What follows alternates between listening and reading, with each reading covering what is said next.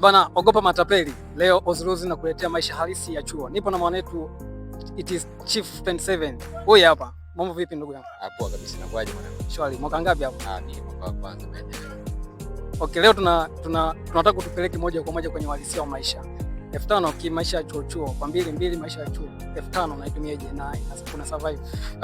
Binafsi mimi naweza nisiwe muongo. Mimi 5000 nikisema labda ndani na unga na mchele ni 5000 naitumia ndani ya siku 5. Kivipi? Labda tukidivide pale 2000 pembeni, 2000 pembeni, buku pembeni. 2000 pale naweza nikaingia sehemu sokoni pale. Kwa 2000 pale buku nikadivide jero, nikanunua maharage yangu ya jero. Jero nalo baki nikanunua viungo. Hapo buku nakuwa nimekatika na bakia buku. Buku ile pale naweza nikaenda nikapitia hizi tu za 500, ile 500 nilikuwa nimeisave. Umeona? Hapo kwa siku nimekuwa nimetumia buku jero. Umeona? Kwa hiyo nikikalculate hapo chapu yani kwa 5000 mimi binafsi nikiwa ndani na mchele, nikiwa na unga na mafuta, mimi buku 5 naweza nikatumia hata ndani ya siku 4 siku 3. Ila ikiwa tofauti kama hivyo, kama sina mchele ndani, hapo sasa kwenye buku 5 lazima ishuke, hapo naweza kutumia ndani ya siku 1 kutokana na itabidi ninunue mchele, itabidi ninunue labda unga pale.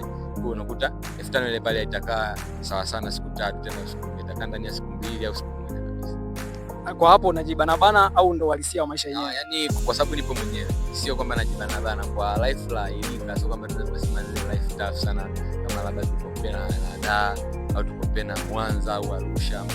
Life hapa ni affordable, afu vitu vipo available. Yani vitu vidogo hizi na nili mahitaji ya kawaida, si nyanya nini, yani ni vitu ambavyo vipo vinapatikana kwa bei rahisi. Kwa inakuwa sio kama najibana bana, ila ningekuwa labda nipo na mtu labda hapo ndio ingekuwa changamoto, lazima ningejibana bana. Fresh mwanangu.